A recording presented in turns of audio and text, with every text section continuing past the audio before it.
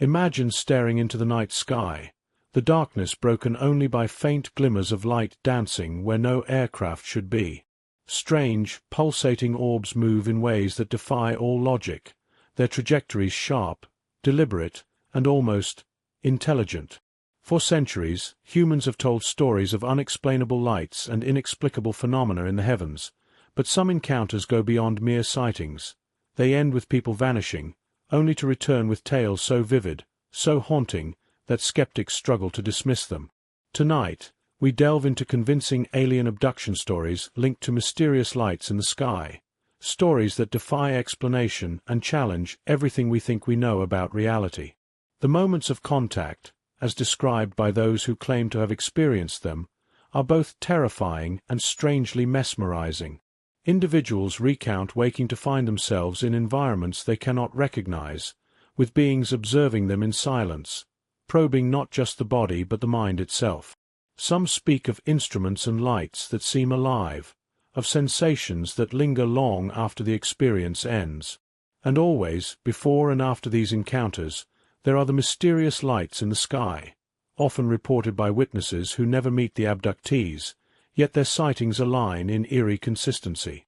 What makes these stories particularly compelling is the sheer number of corroborated accounts, some documented in declassified files, others captured on radar or by civilian observers. Each narrative threads together mystery and dread, raising questions about what truly lurks beyond our atmosphere and whether humanity has ever been more than a passive observer in this cosmic theater. Tonight, as we explore these compelling accounts, the line between possibility and impossibility blurs, and you may find yourself questioning not just what is out there, but what might be happening right above your head, unseen, but profoundly real. The night sky has always been both a source of wonder and unease.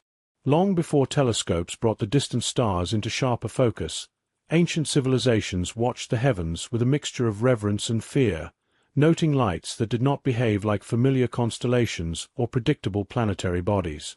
These unusual glows were often woven into myths of gods descending from above, fiery omens of war, or messengers crossing between realms. What is striking is that across cultures separated by oceans and centuries, the descriptions hold remarkable consistency. Lights that hover, pulsate, or move in erratic ways no natural celestial object could replicate. As the world entered the age of aviation, these accounts did not fade. They multiplied. Pilots in the early 20th century, navigating uncharted skies with rudimentary instruments, often reported strange Foo Fighters, glowing orbs that appeared near their aircraft, sometimes following them for miles before vanishing in an instant. These reports became particularly pronounced during World War II, where both Allied and Axis pilots described luminous spheres darting among bombers and fighters, seemingly unaffected by gravity or aerodynamics. At first, suspicions turned toward secret enemy technology, but no records from either side revealed devices capable of producing such maneuvers.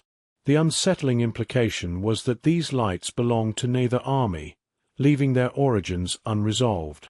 Even in peacetime, commercial airline pilots began recording similar experiences.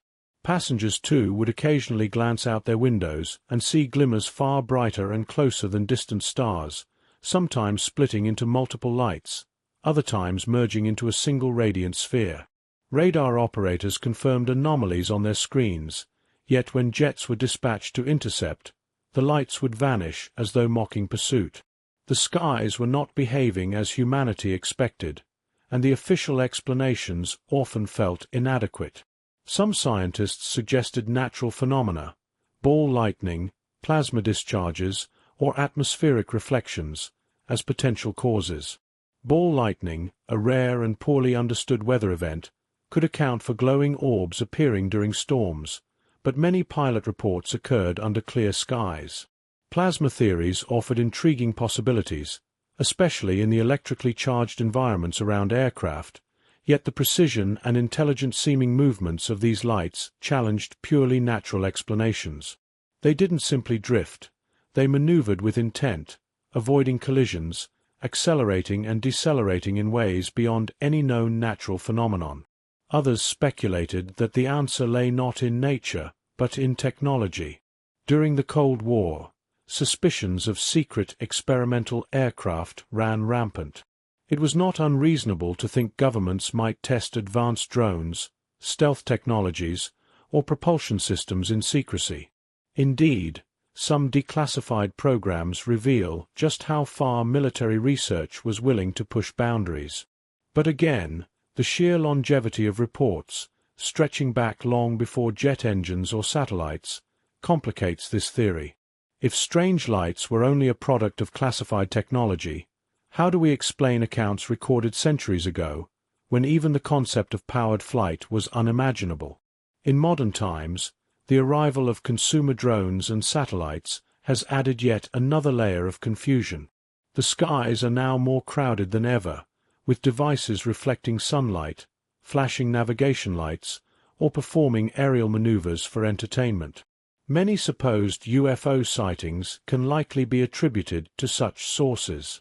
Yet even with these explanations, a significant portion of reports remain elusive. Lights that move against the wind, that accelerate beyond known capabilities, that appear and disappear without trace. Civilian footage continues to circulate, often grainy and shaky, but sometimes corroborated by multiple witnesses and even military sensors. Global reports show that this phenomenon is not isolated to one region. In South America, residents of remote villages have long described glowing objects hovering over jungles and rivers, sometimes shining down beams of light as if searching. In Australia, the Min lights are a well-known mystery, glowing spheres that appear in the outback, chasing vehicles across desolate roads before vanishing abruptly. In Europe, the Hessdalen lights of Norway continue to baffle scientists, who have studied them for decades with cameras and instruments, capturing undeniable evidence of luminous objects behaving outside the realm of conventional understanding. In Africa and Asia, too, oral traditions and modern reports align with this recurring theme.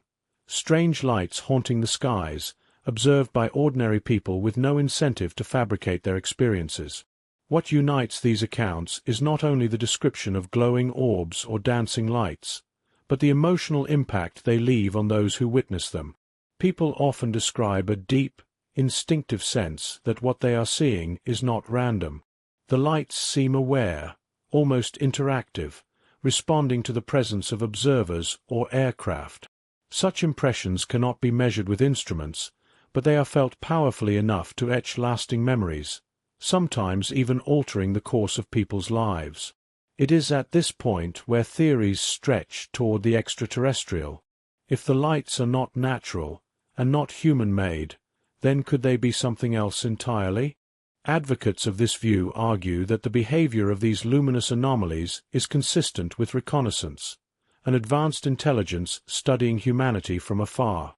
The pulsating glows, the sudden shifts, the vanishing acts, these could be the signatures of technologies far beyond our comprehension, cloaked in dazzling displays of light. To some, it is not a question of if, but of who or what operates them. What makes this possibility even more unsettling is the consistent link between sightings of strange lights and the accounts of people who claim to have had direct encounters. Over and over, witnesses of abductions recall first seeing lights in the sky, unusual in brightness or motion, before losing time or experiencing inexplicable lapses in memory. Entire hours vanish, only for them to awaken in places they cannot explain, with impressions of examination, communication, or travel beyond Earth. The lights serve as both a warning and a doorway, the prelude to something profoundly more disturbing than a simple aerial phenomenon. And herein lies the unsettling continuity. Throughout history, mysterious lights have been observed, studied, and debated. They could be weather, they could be human technology, they could be tricks of perception. Yet despite centuries of speculation, they remain unsolved. The one undeniable truth is that countless credible individuals, pilots, soldiers, villagers, scientists, and everyday people, have witnessed them firsthand. And for a growing number of those people, the story does not end with the lights fading into the horizon. Instead, it leads into encounters that cannot be dismissed so easily. Encounters where the witnesses themselves become part of the mystery, recounting experiences not of the sky, but of abduction, examination, and an otherworldly presence that defies every rational explanation. When considering the countless reports of strange lights in the sky, the phenomenon might remain merely an atmospheric puzzle, if not for the stories that follow in their wake. Lights alone can be dismissed as tricks of nature or distant aircraft, but when people vanish, lose time, or return with haunting recollections tied directly to those luminous anomalies, the mystery deepens. The connection between lights and human experience is where the phenomenon takes its most unsettling form, no longer a spectacle of the heavens, but a profoundly personal ordeal etched into the memories of ordinary individuals. One of the earliest and most influential modern cases is that of Betty and Barney Hill in 1961. Driving along a lonely stretch of road in New Hampshire, the couple noticed a peculiar light in the sky that seemed to follow them. At first, Barney thought it was an aircraft, but as the object drew closer, it revealed structured features, windows, movement, and an undeniable intelligence in the way it tracked their car. They reported hearing strange beeping noises before their consciousness fractured, and when they finally arrived home, they realized hours were missing from their journey. Later, under hypnosis, both recounted being taken aboard a craft where they encountered beings who examined them with clinical detachment. Betty described star maps shown to her by the entities, which matched stellar formations unknown at the time. Whether one believes their story or not, the catalyst was clear. The night began with an unusual light in the sky, a light that set in motion an experience altering their lives forever. Decades later, in 1975, the case of Travis Walton would further cement the link between strange lights and abduction. Walton, a logger working in the forests of Arizona, and his crew spotted a bright glow hovering among the trees. Curious, Travis approached the source, against the warnings of his companions. In a flash, a beam of light struck him, and his body was lifted into the air before vanishing. His crew, terrified, fled the scene, only to face suspicion of foul play when they reported the incident. For 5 days, Travis was missing, the search yielding no trace.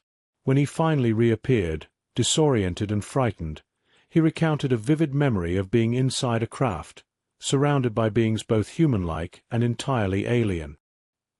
His account has remained one of the most debated and publicized abduction stories, yet the testimony of his co-workers, who passed repeated lie detector tests, lends a weight to the case that simple fabrication cannot explain.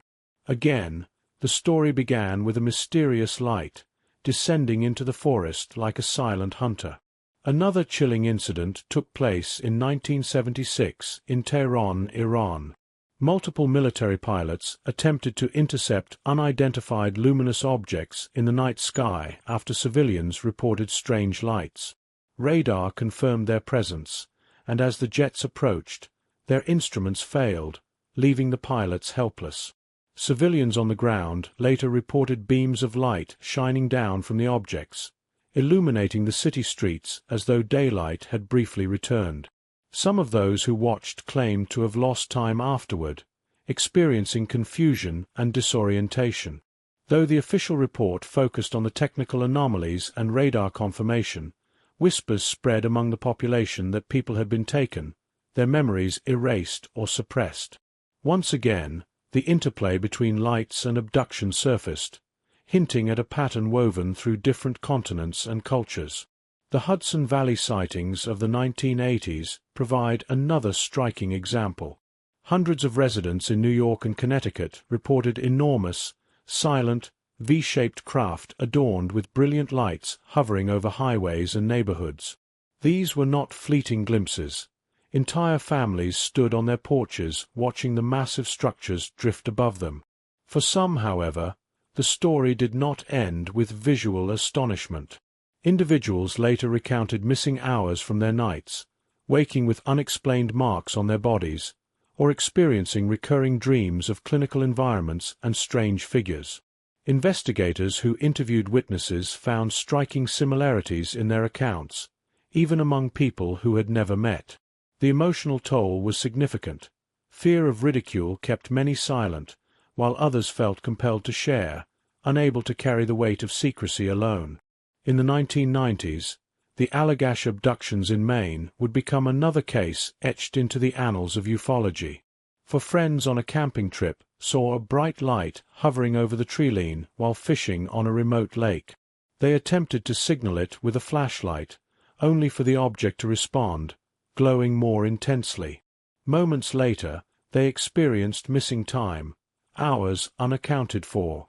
Through later hypnotic regression, each man described being aboard a craft, subjected to medical examinations by non-human entities. The emotional aftermath was profound: feelings of helplessness, recurring nightmares, and a deep sense that their lives had been irreversibly altered.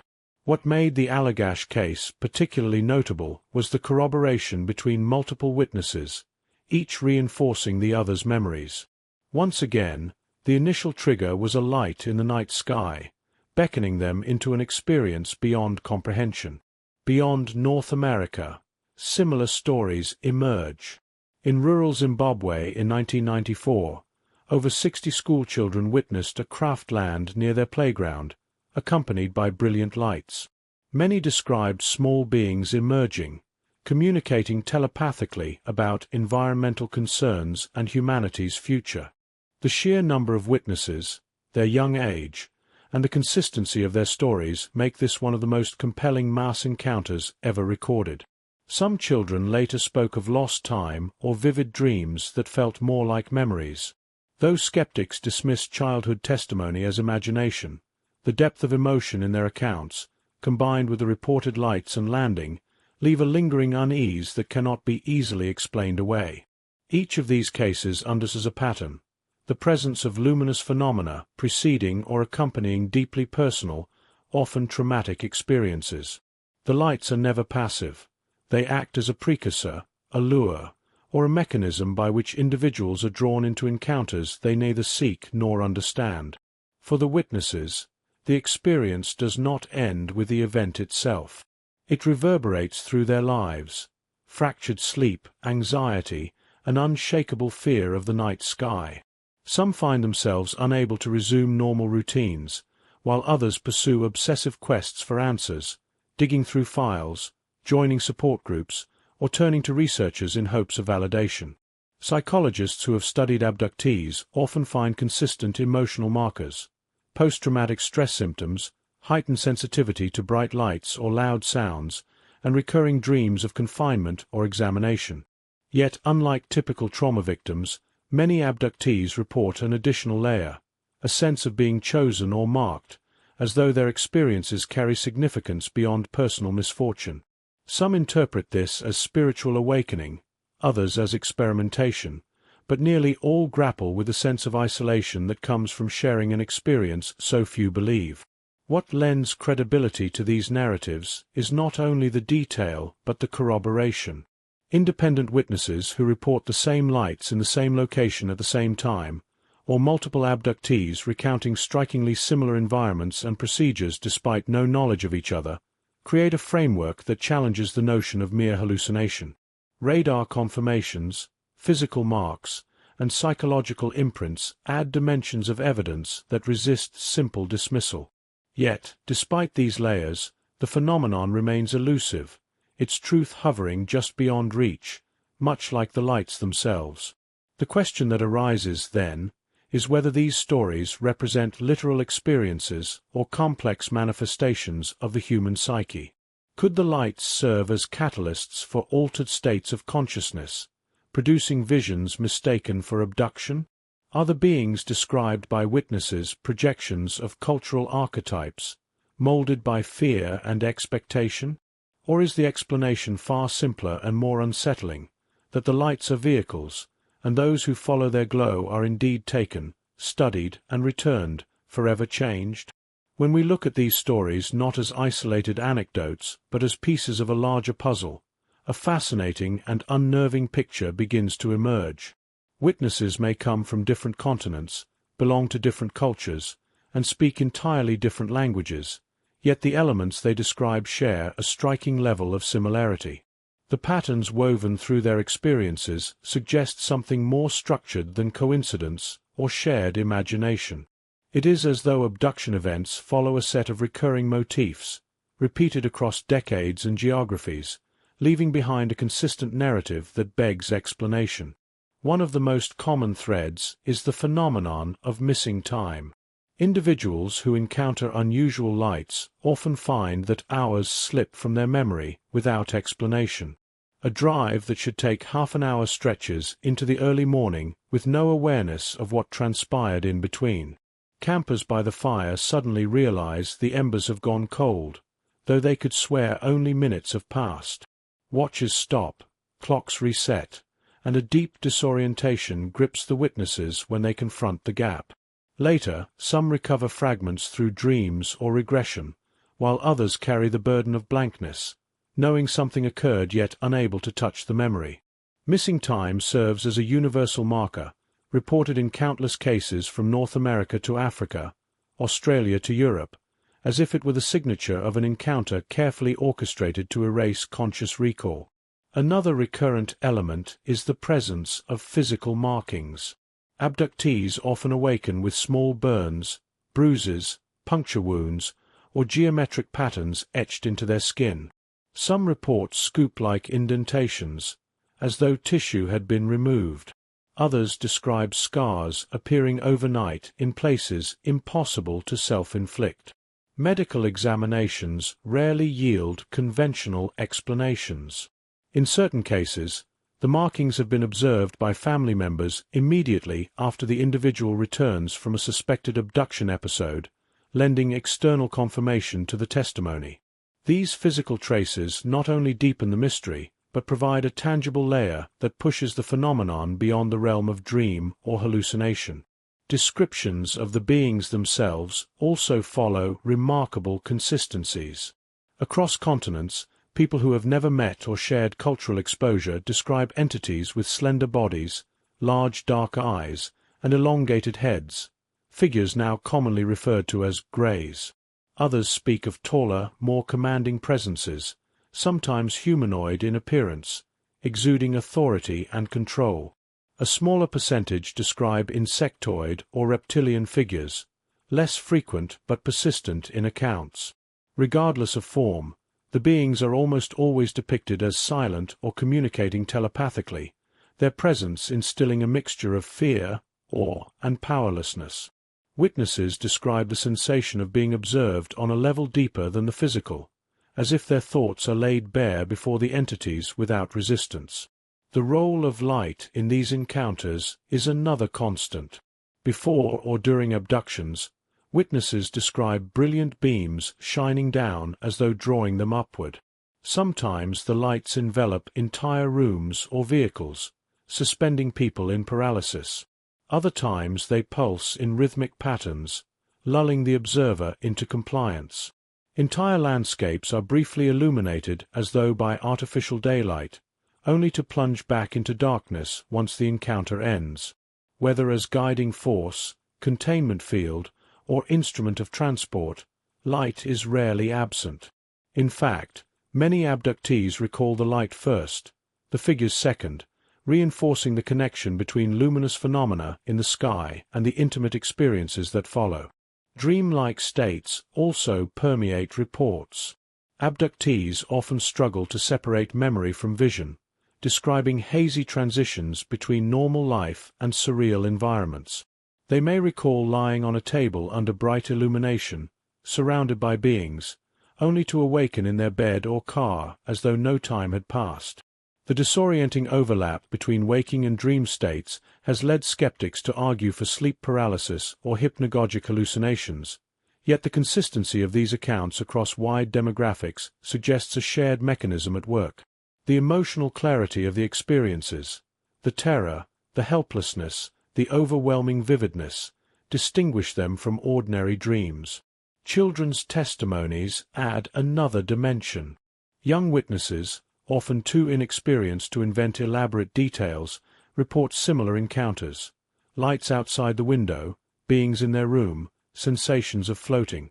Some recount conversations with entities warning of ecological catastrophe or urging humanity toward peace, themes echoed in adult abduction reports across the globe.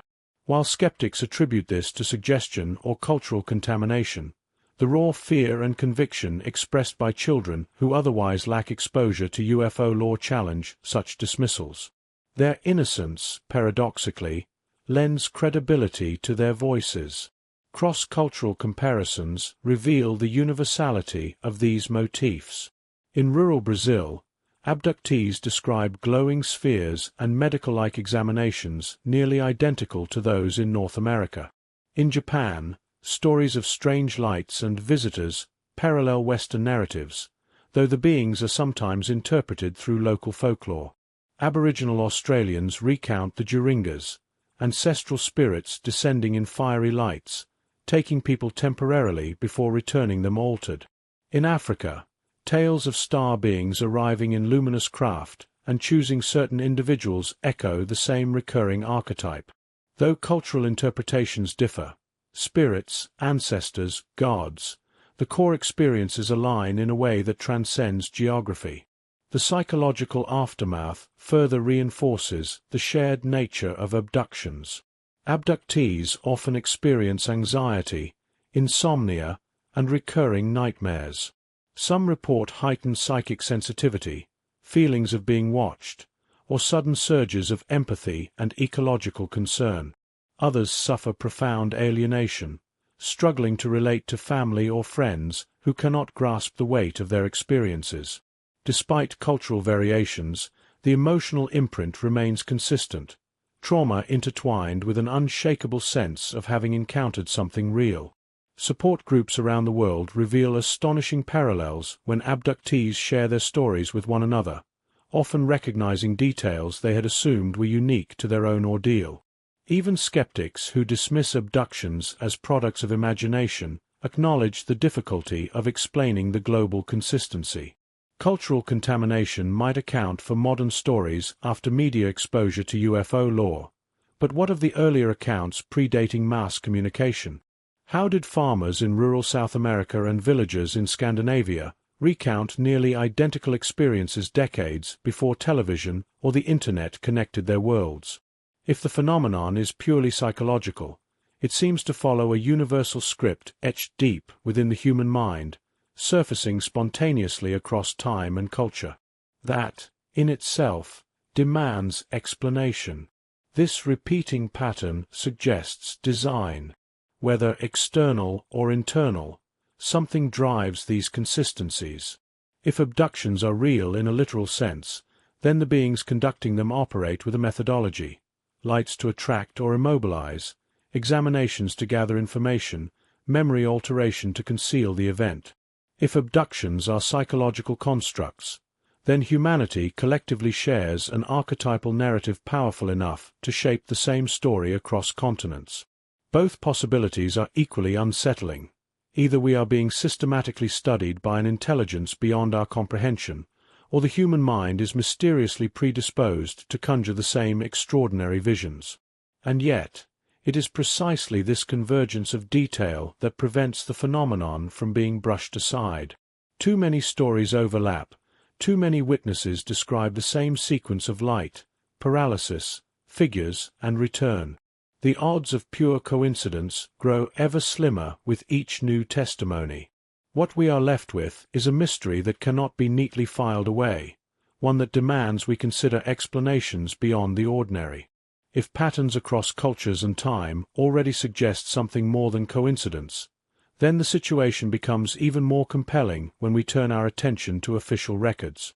For decades, governments around the world have quietly investigated reports of unusual aerial phenomena, and despite repeated public denials, declassified files now confirm what many long suspected.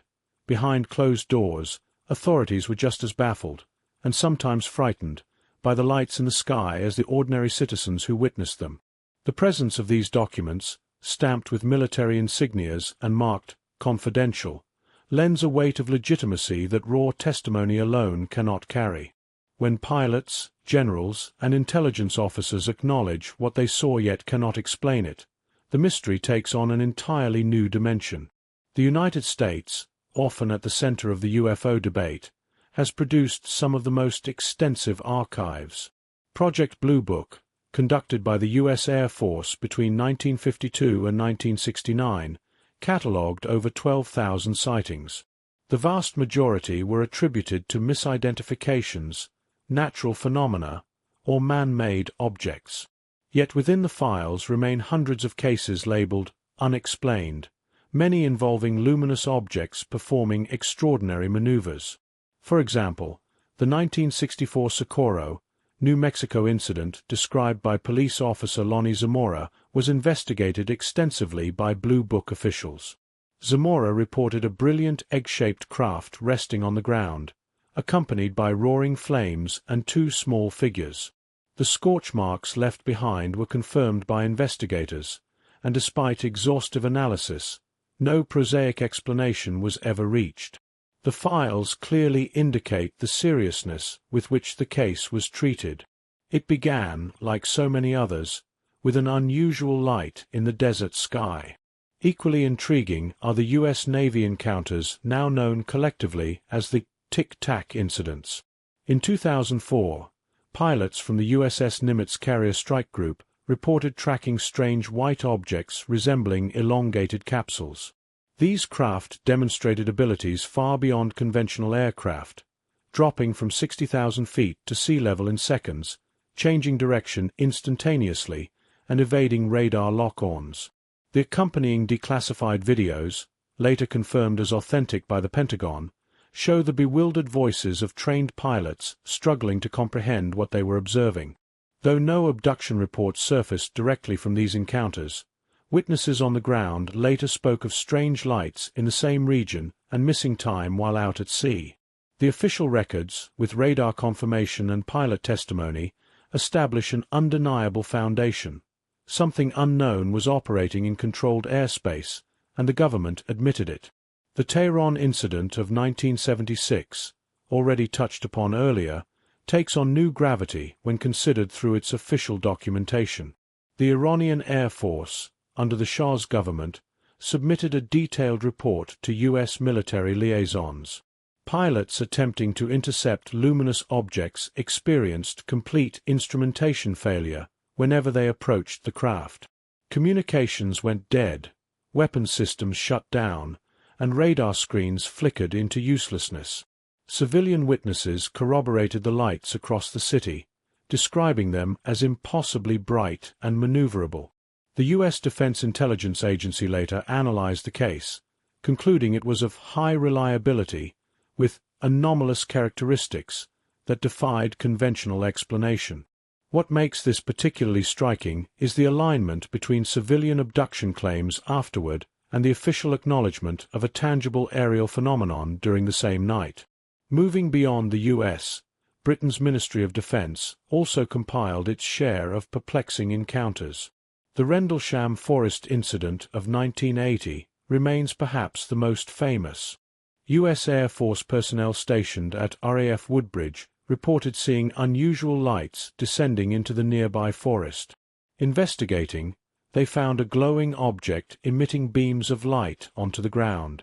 Some witnesses described contact with a structured craft covered in symbols, while others recalled beams shining into the weapons storage area of the base itself. The following nights, lights reappeared, and multiple servicemen signed sworn statements detailing their experiences. Radiation readings at the site were higher than background levels, and sketches from witnesses showed remarkable similarity. Declassified British files later revealed that the government considered the case unexplained, though they downplayed it publicly. Adding to the unease, several involved personnel later spoke of missing time and disturbing dreams, echoing the abduction motifs tied so often to luminous encounters. In South America, declassified military files shed light on equally astonishing episodes. In 1977, in Colas, Brazil, locals reported being attacked by beams of light from strange aerial craft. Dozens of civilians suffered burns, puncture wounds, and fatigue after being struck by the beams. Medical teams documented the injuries, and frightened villagers refused to leave their homes after dark. The Brazilian Air Force launched Operation Saucer to investigate, collecting photographs and interviewing witnesses. Though the mission was later declared inconclusive, the released files confirmed both the medical anomalies and the intensity of the community's fear. Some victims reported not only physical effects but lapses in memory, with sensations of being taken aboard and examined. The government's quiet acknowledgement of the phenomenon, paired with physical injuries, creates one of the most chilling links between lights in the sky and abduction-like consequences. Australia, too, contributed to the growing dossier of unexplained cases. In 1980, the disappearance of pilot Frederick Valentik over Bass Strait sparked controversy. Before vanishing, Valentik radioed that a strange aircraft with green lights was hovering above him, playing some kind of game. His final words described the object as "not an aircraft," followed by silence. Despite extensive searches, neither Valentik nor his plane was ever found. Declassified records from the Australian Department of Transport confirm the details of his last transmission and note that no military or civilian aircraft were in the area at the time. For many, this case stands as a haunting example of a potential abduction witnessed in real time, the light in the sky the last thing the pilot ever described. Correlations between these government-documented sightings and personal abduction stories are hard to ignore. Time and again, luminous anomalies appear as the common thread. Whether in deserts, forests, oceans, or cities, the lights precede disruption, loss of time, psychological trauma, or unexplained disappearance. When these events are recorded not by anonymous civilians, but by military institutions sworn to national security, the implications become staggering. It suggests that those entrusted with safeguarding airspace and technology themselves confronted forces they could neither identify nor control. Even the most skeptical of analysts within government circles occasionally conceded the depth of the enigma. In a 1999 French government report known as the Cometa Study, retired generals and experts reviewed decades of cases. They concluded that a non-human hypothesis best fit the unexplained incidents, particularly those involving structured craft and luminous displays. While governments typically avoid overtly endorsing extraterrestrial explanations, the Cometa report remains a rare instance where high-level officials openly suggested it. Their reasoning leaned heavily on the same patterns: lights behaving intelligently, technological capabilities beyond known physics, and recurring human experiences tied to them. Declassified files also reveal the psychological toll within military ranks. Pilots tasked with intercepting the unknown sometimes reported feelings of paralysis or mental fog. Radar operators admitted to questioning their sanity when screens filled with impossible maneuvers. Confidential memos reveal the fear of ridicule within the ranks, a stigma that discouraged open reporting. Yet behind the veil of secrecy, reports piled higher, all circling the same questions. What are these lights? Why do they appear consistently across the globe? And why do so many who see them also describe experiences far stranger than aerial observation? In considering these reports, one must acknowledge that governments rarely reveal everything. What we see in declassified archives is often the residue, the sanitized portion deemed safe for public eyes.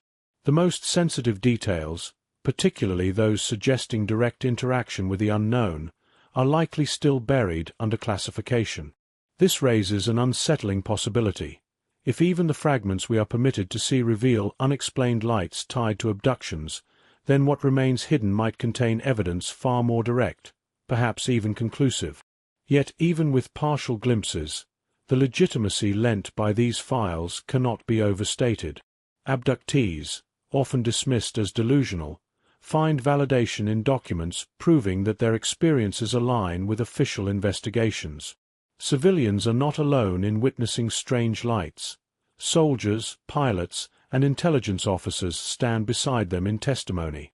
And while governments may stop short of drawing definitive conclusions, the sheer existence of these reports points to a phenomenon real enough to warrant years of surveillance, research, and secrecy. What follows, then, is the pressing question of interpretation. If military records and declassified documents confirm the presence of luminous, intelligently controlled phenomena, and if civilian abductees consistently describe encounters linked to those same lights, what does this convergence mean? Are we confronting a genuine extraterrestrial presence, clandestine human experimentation, or an uncharted aspect of our own world? The answers lie not only in the files themselves, but in the analyses of those who study them. Scientists, psychologists, and theorists who attempt to bridge the gap between raw data and human experience. When official reports and first-hand testimonies are laid side by side, the weight of the phenomenon becomes difficult to ignore. Yet, for all the intrigue surrounding abduction stories and luminous objects in the sky, not everyone accepts them at face value. In fact, the scientific community, as well as psychologists and skeptics, have long pressed for more grounded interpretations. They argue that before leaping to extraordinary conclusions, we must exhaust the ordinary ones. This tension between believers and skeptics not only shapes how the phenomenon is discussed, but also highlights the central mystery. Even after decades of study and countless theories, some cases resist every attempt at explanation. Astronomers are often among the first to weigh in. From their perspective, the sky is filled with potential sources of misidentification. Venus, the brightest planet visible to the naked eye, has been mistaken countless times for an unusual hovering light. Atmospheric conditions, such as temperature inversions, can bend light and make stars shimmer or appear to move. Meteors streak across the night sky in flashes, so sudden they can be misinterpreted as darting craft.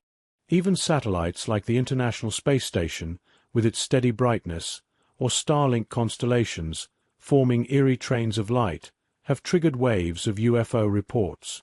To an astronomer, many mysteries vanish once celestial mechanics are considered. What seems extraordinary to the casual observer is often entirely ordinary when framed by astronomical knowledge. Meteorologists offer another perspective. They point to rare but real phenomena like ball lightning or plasma discharges, which produce glowing spheres that behave unpredictably. Though not fully understood, such occurrences could account for lights hovering near aircraft or darting across landscapes. Auroral activity, especially in high-latitude regions, can also produce strange luminous displays, unfamiliar to those unaccustomed to them. For skeptics, the human tendency to interpret the unusual through the lens of cultural expectation, whether angels in earlier centuries or extraterrestrials in the modern age, explains why lights are often linked to abductions rather than to natural processes. Psychologists, however, focus less on the skies and more on the mind. They emphasize phenomena like sleep paralysis, a state where the brain awakens before the body, leaving a person conscious yet immobile. In this vulnerable condition, hallucinations of figures in the room, bright lights, or sensations of floating are common. Cultural narratives shape how people interpret these episodes. In medieval Europe, sufferers described demons sitting on their chests.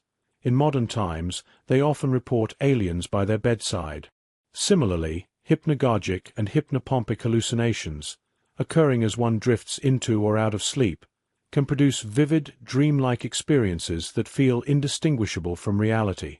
Memory, too, is a fragile instrument. Psychologists argue that hypnosis, often used by abduction researchers to recover lost time, can inadvertently implant false memories. Leading questions or cultural familiarity with alien imagery can shape what subjects recall, even if no abduction occurred. This view is bolstered by studies showing that individuals who undergo regression therapy sometimes produce narratives strikingly similar to popular media depictions. To skeptics, the consistency of abduction accounts across cultures does not prove their objective reality, but rather reflects the spread of imagery through television, books, and films. Ufologists, however, counter that this explanation falls short. They argue that many abduction stories emerged before such imagery was widespread. Betty and Barney Hill's account, for instance, predated the popularization of the grey alien archetype, yet their descriptions matched what later abductees would report. Furthermore, The emotional intensity of abduction narratives often exceeds what one might expect from mere dreams or implanted memories. Victims exhibit genuine trauma, consistent with post-traumatic stress disorder, and their sincerity is difficult to deny even for those who doubt the literal truth of their accounts. Another aspect skeptics emphasize is human error in perception. Under stress or in unfamiliar situations, witnesses may misinterpret stimuli. Pilots, despite their training, can be deceived by visual illusions at night, particularly when depth perception is limited.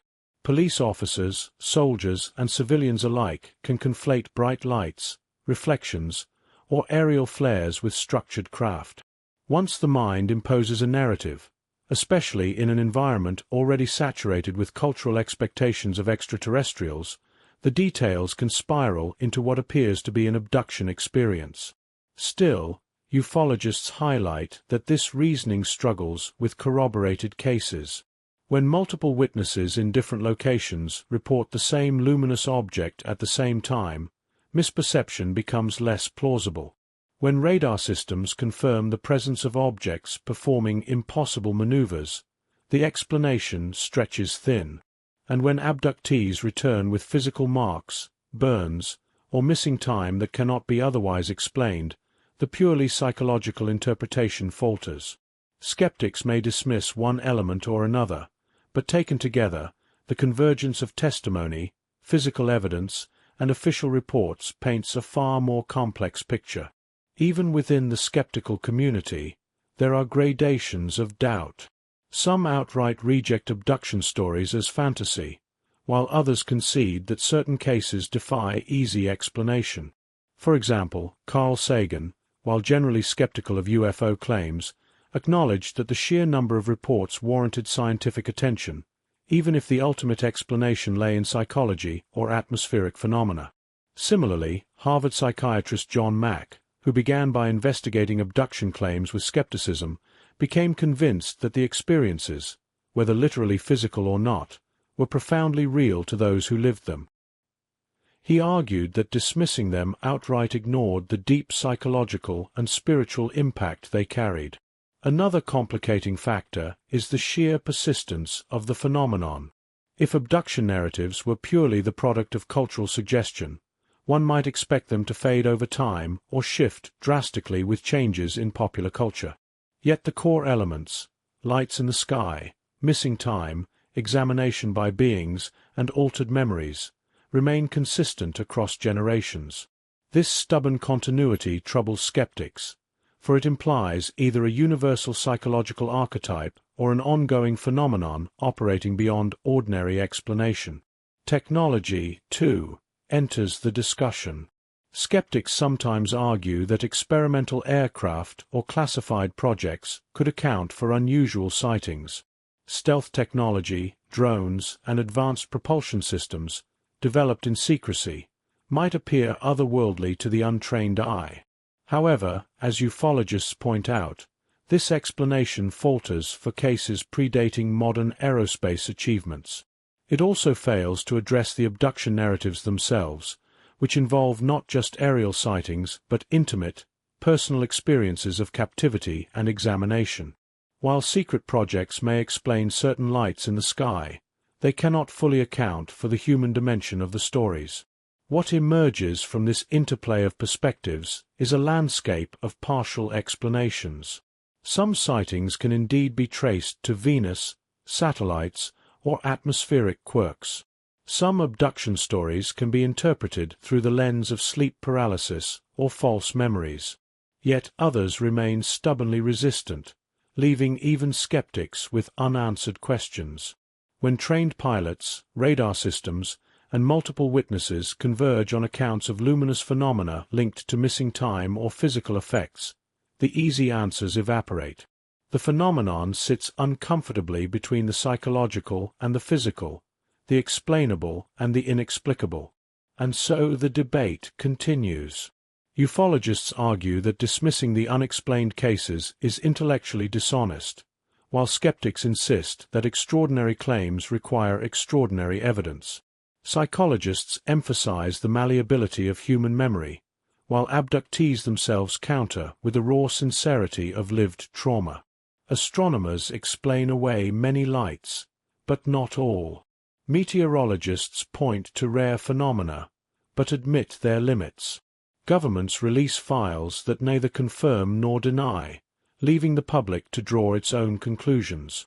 What is most telling is that even among experts who remain skeptical, few deny that something unusual is happening. They may disagree on its nature, psychological, cultural, atmospheric, or technological, but they rarely claim the reports are simply fabricated wholesale.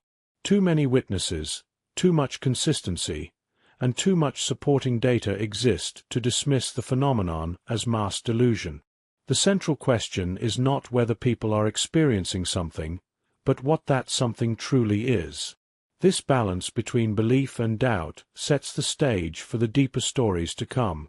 For if experts cannot fully explain why ordinary individuals across the globe report being taken, examined, and returned, then perhaps the only way to approach the truth is to dive further into the abduction narratives themselves. Stories that remain as unsettling as they are persistent, defying skepticism and leaving behind questions no scientific framework has yet been able to answer. Fear has a way of imprinting itself into memory, carving experiences so deeply into the human mind that decades cannot erode them. When people describe their abduction encounters, what strikes listeners is not only the detail but also the intensity with which they remember, the pounding of their hearts, the paralysis of their limbs, the sheer otherworldly presence of something they cannot name yet cannot deny. These are not fleeting dreams forgotten with the morning light.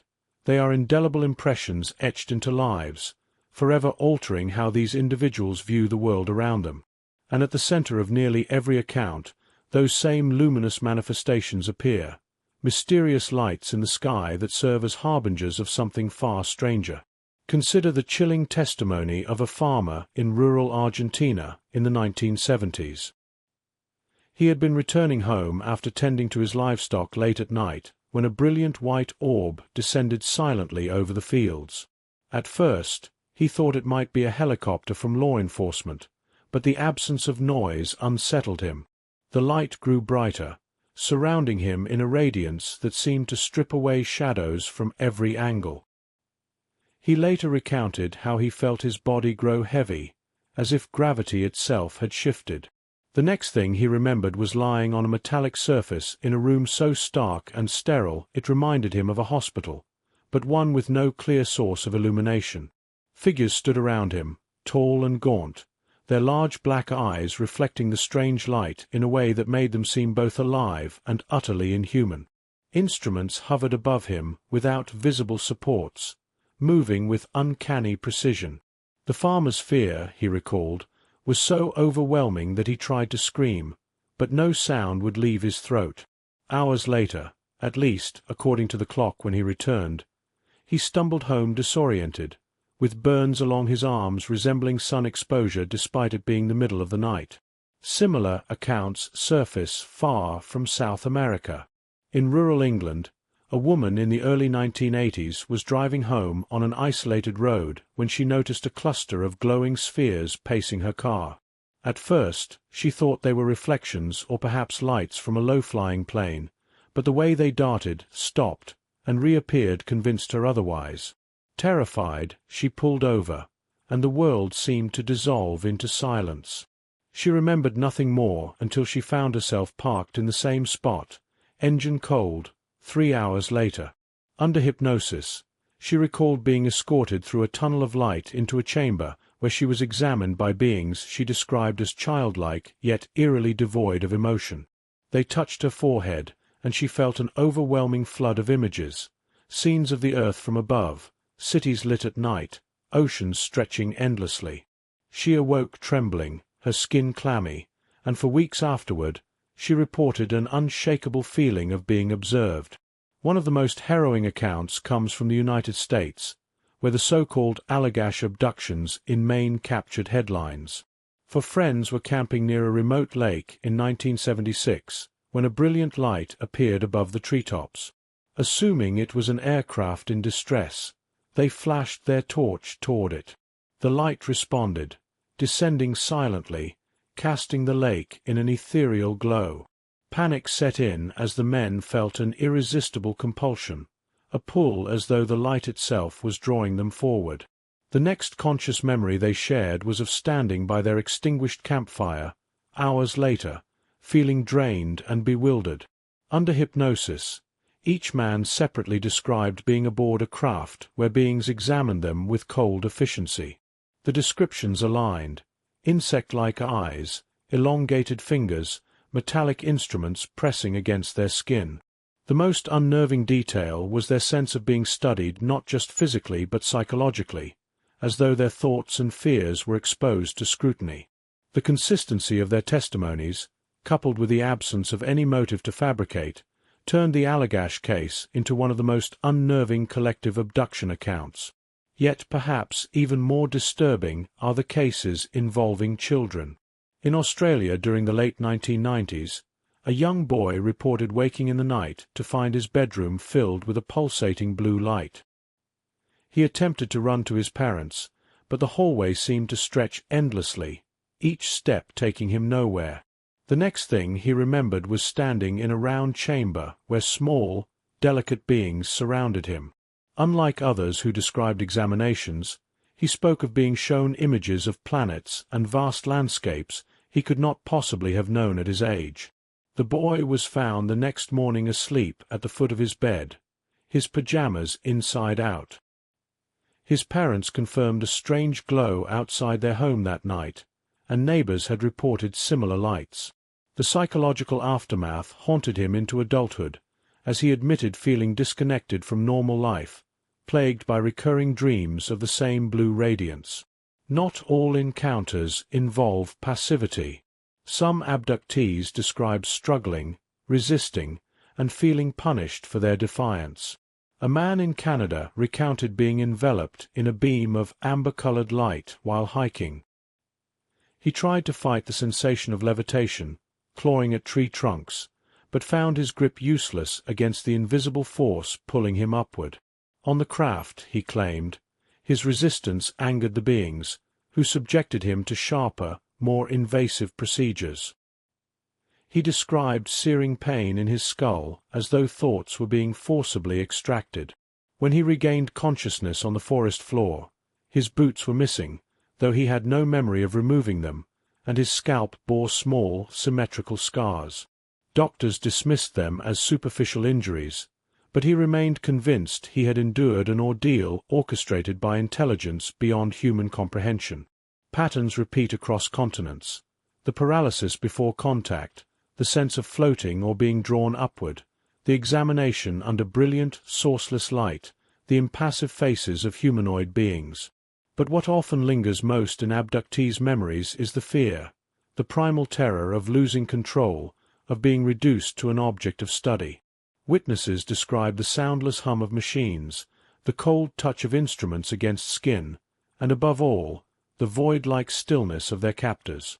They are not violent in the human sense. They do not shout or rage. Instead, their indifference is perhaps more frightening, the suggestion that humanity is of interest not as equals but as specimens. What deepens the terror is how ordinary moments collapse into these extraordinary experiences. A night drive, a camping trip, a walk home, everyday situations become the backdrop for unimaginable encounters. And when the abductees return, they find themselves altered. Time is missing, hours erased as though stolen. Their watches may stop, their compasses spin erratically, their bodies bear marks with no explanation. Families notice personality shifts, withdrawal, insomnia, sudden phobias of the dark or of being alone. Some abductees feel an unshakable paranoia, convinced the lights will return for them. Others, paradoxically, describe a strange sense of connection, even longing, as though the experience revealed something larger than themselves. These narratives, when laid side by side, reveal not random hallucinations, but a chilling tapestry woven across decades and continents. The lights in the sky, far from being passive curiosities, emerge as gateways, signposts marking the thin veil between human normalcy and something incomprehensibly alien. And while the experiences themselves are terrifying, What follows often leaves scars just as deep, shaping lives long after the lights have faded. The lights may vanish as suddenly as they appear, and the beings, if they were ever truly there, may recede into silence. Yet for those who claim to have been taken, the story does not end with their return. In many ways, it is only the beginning. The aftermath of an abduction is often as haunting as the event itself, not merely because of what was witnessed, but because of what lingers afterward, on the body, in the mind, and deep within the soul. Physical traces are among the most puzzling aspects of these encounters. Many abductees awaken to find their skin marred by burns, often localized in patterns resembling radiation exposure. Doctors examining these injuries struggle to categorize them. The burns are sometimes circular, sometimes linear, as though produced by instruments or beams of light. One woman in New Mexico described waking to find a triangular set of bruises on her thigh, arranged so symmetrically that her physician dismissed the idea of accidental injury. In another case, a man in Sweden bore puncture marks around his ankles, as if clamps had secured him during an examination. None of these wounds followed the trajectory of ordinary accidents, and in many cases they healed with unusual speed, leaving faint scars as the only reminder. Implants are another recurring theme. Abductees have reported discovering small metallic fragments beneath their skin, often near the nose, behind the ears, or in the limbs. Medical imaging sometimes reveals objects that should not be there, tiny, dense anomalies without evidence of surgical insertion.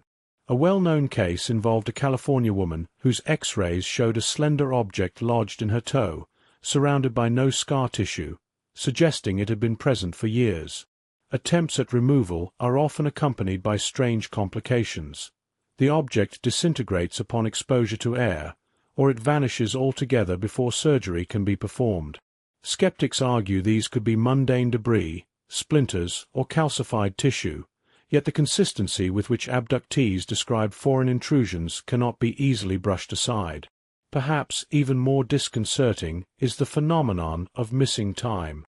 Abductees frequently recall being in one location, seeing a flash of light, and then finding themselves somewhere else with hours unaccounted for. Watches stop, cars stall, and environments seem subtly altered upon return. In one instance, a young couple in Canada embarked on a 2-hour drive that inexplicably stretched into 6. They had no memory of where the extra time went, only that both were plagued by identical dreams of blinding light and figures at their bedside for weeks afterward. This erosion of time is not simply an abstract concept. It undermines the abductees' confidence in their own reality, leaving them unsure of whether they can trust their senses, their memories, or even their identities. The psychological aftermath is, if anything, even more devastating. Many abductees display symptoms consistent with post-traumatic stress disorder. Nightmares recur with relentless frequency, often replaying the moment of contact or the sensation of paralysis. Sleep becomes a source of dread, with some refusing to rest in dark rooms or alone. Flashbacks intrude during the day, triggered by bright lights, sudden noises, or even the stars above. Abductees describe hypervigilance, constantly scanning their surroundings for signs of the lights returning. Relationships strain under the weight of these changes. Spouses feel helpless, children confused, friends skeptical. Isolation becomes common as the abductee retreats from a world that doubts their story and a cosmos that seems all too ready to claim them again. The stigma compounds the trauma. To speak openly of abduction is to risk ridicule, dismissal, or accusations of delusion. Many remain silent for years, confiding only in researchers or support groups composed of others with similar experiences. Within these circles, patterns emerge that reinforce their fears: the recurrence of bright lights outside the home, the sudden onset of nosebleeds or migraines, the unshakable sense of being observed. The shared language of trauma binds them, but it also underscores a haunting possibility, that the phenomenon does not end with a single encounter but repeats, generation after generation. Repeated experiences are a particularly troubling feature. Some abductees report being taken not once but multiple times across their lifespans. A man in Texas described abductions beginning in childhood, each preceded by the same inexplicable glow outside his bedroom window. As an adult, the lights followed him, appearing during road trips or while camping with his family. He grew resigned to the inevitability of the encounters, describing them as appointments I never made but could never escape. Similarly, a woman in Brazil spoke of being visited every few years, each time subjected to examinations that grew more invasive as she aged. The predictability of these returns suggests, at least to those who endure them, that the abductors are not random but deliberate, tracking their subjects with cold persistence. The psychological toll of this recurrence cannot be overstated. Living with the knowledge, or the belief, that one is marked, chosen, or monitored fosters a profound sense of helplessness. Unlike conventional trauma, which stems from a past event, abduction trauma is anticipatory, constantly renewed by the fear of future violation. Abductees live in a liminal state between memory and expectation, haunted not only by what has happened but by what may happen again. This blend of physical and psychological aftermath raises difficult questions. If the lights are merely natural phenomena, why do they leave behind burns, implants, and consistent missing time? If abductions are purely psychological episodes, why do multiple witnesses corroborate the same events, and why do physical anomalies appear? And if they are real encounters with non-human intelligence, what purpose lies behind the repeated examinations, the marks, the objects left beneath the skin? Some abductees attempt to rationalize the experiences, framing them as tests, warnings, or even lessons. A small minority interpret their encounters not as hostile but as revelatory, claiming the beings showed them visions of ecological disaster, nuclear war, or other looming crises. These visions leave them with a sense of mission, as though chosen to deliver a message to humanity. Yet even these so-called positive encounters are not free from trauma. The lingering sense of surveillance, the disruption of ordinary life, and the stigma of speaking out make the burden heavy, regardless of the interpretation. The presence of the lights remains the common thread, weaving together all these accounts of pain, confusion, and transformation. They appear before abductions, accompany the experiences, and sometimes linger afterward, visible to neighbors or family members who did not share the abduction itself. Their behavior, hovering silently, darting at impossible speeds, pulsing with eerie regularity, suggests intention. But what is that intention? Are the lights signals, drawing attention before an encounter? Are they lures, designed to capture human focus and weaken resistance? Or are they warnings, cryptic messages flashing across the night sky that we have yet to interpret? The answer is elusive, but the question itself underscores the unsettling reality. For those who claim to have been taken, the lights are not simply part of the story. They are the story. They are the first sign of intrusion and the last trace of departure. Whether they are machines, manifestations of energy, or something beyond human comprehension, they represent the threshold between ordinary life and a nightmare that never quite ends. And as the accounts pile higher, each marked by scars, sleepless nights, and fractured identities, one cannot help but wonder if the lights are not merely an effect of the abductions, but the key to understanding their purpose. If the lights are more than a simple trick of the atmosphere, if the abductions are more than the fragile architecture of dreams, then the question inevitably arises: what lies behind them? Theories abound, sprawling across the domains of science, psychology, philosophy, and the paranormal. Each perspective offers a piece of the puzzle, yet none seems capable of completing the picture alone. And so the search for answers continues, guided by a paradox. The more one investigates, the more elusive the truth becomes. Scientists attempting to anchor the phenomenon in measurable reality often begin with the possibility of energy fields. Plasma physics, for instance, provides an intriguing avenue. Some researchers propose that the glowing orbs reported worldwide may be natural manifestations of plasma, ionized gases capable of generating light, heat, and electromagnetic interference. These fields might explain the burns on abductees' skin, the disruption of watches or vehicle engines, even the sensation of paralysis if strong electromagnetic pulses interact with human neurology. The theory gains traction from reports of compasses spinning or radios failing in the presence of the lights. Yet plasma alone does not account for the intelligence implied by their movements or the intimate narratives of abduction. To leap from physics to intentionality is to bridge a chasm still untraversed. Others look beyond plasma to exotic ideas in theoretical physics. Could the lights be indicators of wormholes, fleeting openings in space-time? A wormhole, if such structures exist, might appear as a radiant sphere, bending light as it distorts the fabric of reality. Through these gateways, it is speculated beings or technologies might cross vast distances instantly. If abductions coincide with the opening of such portals, the lights could be both the doorway and the herald, appearing at the threshold between dimensions. This theory resonates with accounts of abductees describing sudden shifts in environment, as though transported not across space but through layers of existence itself.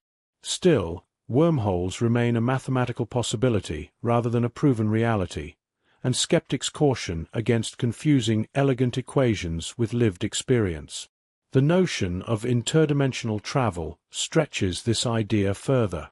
Proponents argue that the beings involved in abductions may not be extraterrestrials in the traditional sense, but rather interdimensional entities, inhabitants of realms parallel to ours. Their appearances in our world might be transient, facilitated by shifts in energy that manifest as luminous orbs. This perspective explains why abduction accounts often blur the boundary between the physical and the psychological. Abductees describe being taken from bedrooms without doors opening, floating through walls or ceilings, or finding themselves in environments where physics itself seems unstable. Interdimensional contact could blur the line between material abduction and altered consciousness, suggesting that the experience is both real and surreal, both external and internal. More controversial still are theories rooted in human consciousness. Some researchers propose that the lights are not external phenomena at all, but projections or manifestations of the mind interacting with unknown forces. The idea draws on quantum speculation that consciousness itself may influence or collapse probabilities in reality. If so, abduction events could represent moments when human awareness intersects with higher dimensions, producing visions of beings, technology, and environments that feel as solid as waking life. Supporters of this view note that many abductees describe altered states of perception, feelings of telepathic communication, or encounters that seem tailored to their own fears and beliefs. Could the lights be symbolic interfaces, ways of bridging the gap between human cognition and a reality too alien to comprehend directly? Such speculation blurs into the paranormal. In cultures less influenced by science fiction, similar encounters have been described not as alien visitations, but as contact with spirits, angels, or demons. Medieval Europe told of fairies abducting humans into luminous realms, often accompanied by missing time and altered memories. Shamans across the globe speak of beings of light encountered in trance states, entities who impart knowledge or conduct trials of endurance. From this perspective, the lights and abductions are not new but ancient phenomena interpreted through the cultural lens of each era. Aliens, fairies, or spirits, different masks concealing the same ineffable reality. Still, the extraterrestrial hypothesis remains the most widely embraced among believers. It suggests that the lights are the craft of advanced civilizations, their maneuvers evidence of propulsion beyond human engineering. Abductions, in this framework, are research expeditions, experiments on humans, much as we study animals to understand biology and behavior. The implants might be tracking devices, the examinations, scientific surveys. The emotional detachment of the beings reflects not cruelty but clinical disinterest. If true, It implies humanity has been reduced to a subject in someone else's laboratory, a deeply unsettling prospect, but one that resonates with the consistency of reported procedures. Alien motives, however, are open to interpretation. Some see them as cold scientists, cataloguing DNA and monitoring our species. Others suspect darker intentions, hybridization programs, where human and extraterrestrial genetics are combined to create beings that bridge both worlds. Abductees have reported visions of hybrid children, small figures with human and alien traits, presented as though they were offspring the abductees were expected to recognize. This theme raises disturbing questions about autonomy, consent, and the future of humanity itself. Yet others interpret the encounters as benevolent, suggesting the beings intervene to guide us away from ecological or nuclear self-destruction. The visions of Earth in crisis, shown to some abductees, may represent warnings rather than threats. A smaller but persistent faction views the phenomenon through a conspiratorial lens. According to this theory, the lights are not alien at all but products of secret human technology.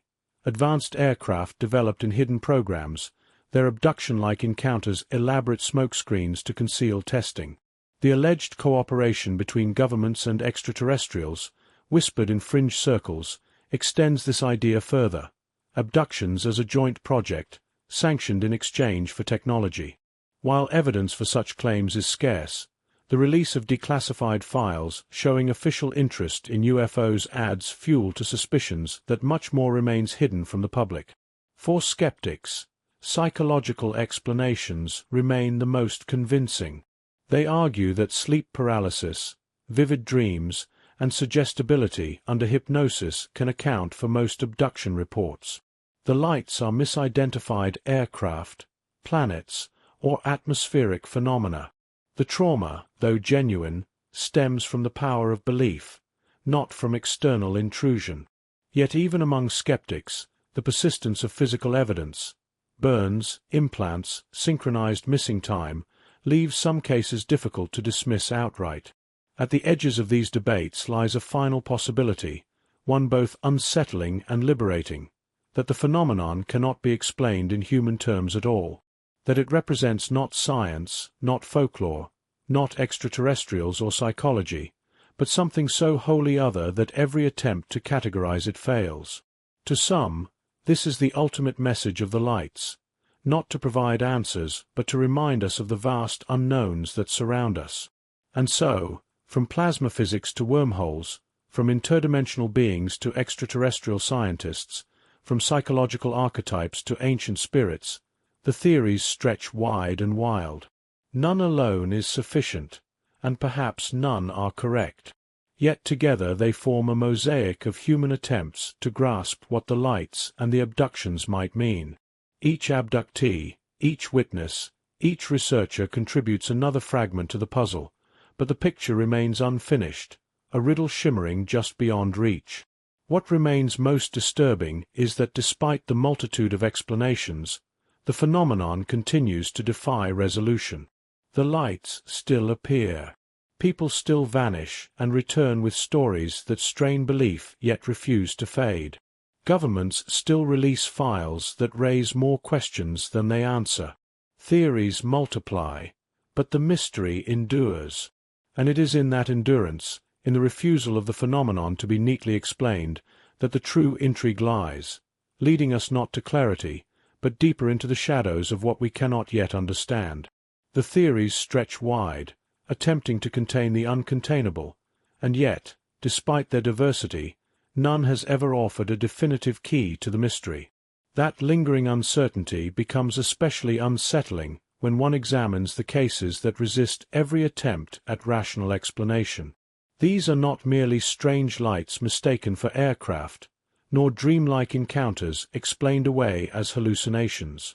They are events documented by multiple witnesses, corroborated across time and geography, and accompanied by physical traces so puzzling that even science has been forced into silence. One of the most striking examples comes from the quiet town of Colors, Brazil, in the late 1970s. Residents began reporting luminous orbs descending from the sky, bathing the streets and beaches in brilliant beams of red light.